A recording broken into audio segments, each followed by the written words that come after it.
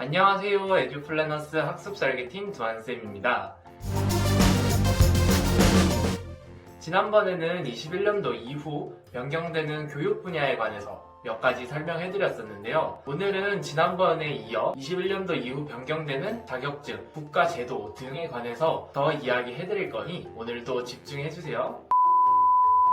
첫 번째로 알려드릴 내용은 보육교사 자격증의 대면 수업입니다. 보육교사 자격증의 대면 수업은 수업을 듣는 중 1회 대학 기관에 출석을 하여 오프라인 수업을 들어야 한다는 번거로움이 있었는데요. 2021년도 1학기 한해서만 코로나로 인해 이 대면 수업이 100% 라이브 수업으로 진행되고 있습니다. 그러니 보육교사 자격증을 취득하시려는 분들은 미리미리 대강만을 확인하고 라이브 수업 여부를 확인 후 먼저 대면 수업을 시작하는 것이 가장 좋다고 할 수 있습니다.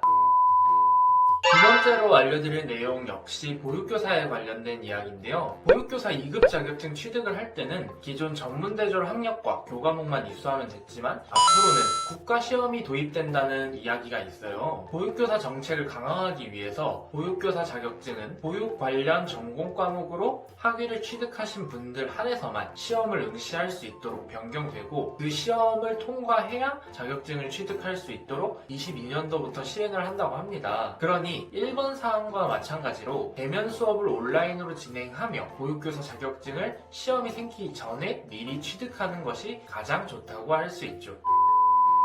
세 번째로 알려드릴 내용은 수의 테크니션 자격증에 대한 내용입니다. 최근 반려동물을 키우는 가정이 늘어나면서 동물 관련 제도와 직종 등이 상당히 변화되고 있어요. 그래서 이번 21년도 9월 이후 수의사법이 변경되면서 수의 테크니션 자격증이 기존의 민간 자격증이었다가 앞으로 국가 자격증으로 변경이 될 예정인데요. 수의 테크니션 자격증이 국가 자격증으로 변경되면서 동물보건사 직종으로 취업을 할 때는 꼭 취득해야 하는 의무 자격증이 되었습니다. 하지만 수의 테크니션 자격증은 관련 학력 또는 경력을 갖춰야 되기 때문에 난이도가 상당히 높아지게 되는데요. 그러니 동물보건사 취업을 준비하시는 분들은 미리미리 준비를 시작하는 것이 좋을 것 같네요.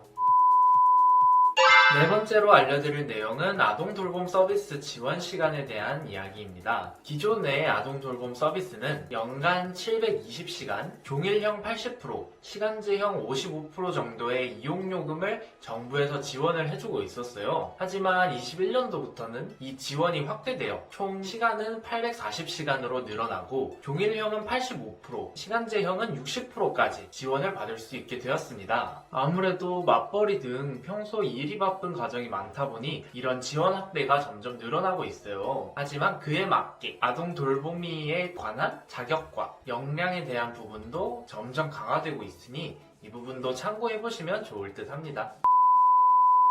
다섯 번째로 알려드릴 내용은 수의대 편입에 대한 이야기입니다. 기존에 수의대 편입을 준비하려면 몇몇 학교에서는 선의수 과목을 이수해야 편입 지원이 가능했기 때문에 상당히 불편함을 보였었는데요. 앞으로 21년도 이후부터는 강원대를 마지막으로 모든 수의대학에서 선의수 과목 제도를 폐지하게 되었어요. 그래서 수의대 편입을 준비하시려는 분들은 다른 대학 편입과 마찬가지로 전적대 성적을 준비하고 편입시험 성적을 준비하며 학사 편입이든 일반 편입을 준비하게 된다면 비교적 쉽게 수의대 편입을 준비할 수 있을 것 같습니다. 이렇게 지난번에 이어 21년도 이후 교육사항에 대해서 설명해드렸습니다. 아직 설명해드리지 못한 교육사항이 너무나도 많지만 오늘 다 설명해드리기에는 무리가 있어서 오늘은 여기까지만 설명할게요. 오늘 설명해드리지 못한 부분과 앞으로의 교육 소식은 제가 다양한 영상을 통해서 소개해드릴 테니 구독과 알림 설정은 꼭 해주시길 바랍니다. 네, 지금까지 에듀플래너스 학습설계팀 두한쌤이었습니다. 감사합니다.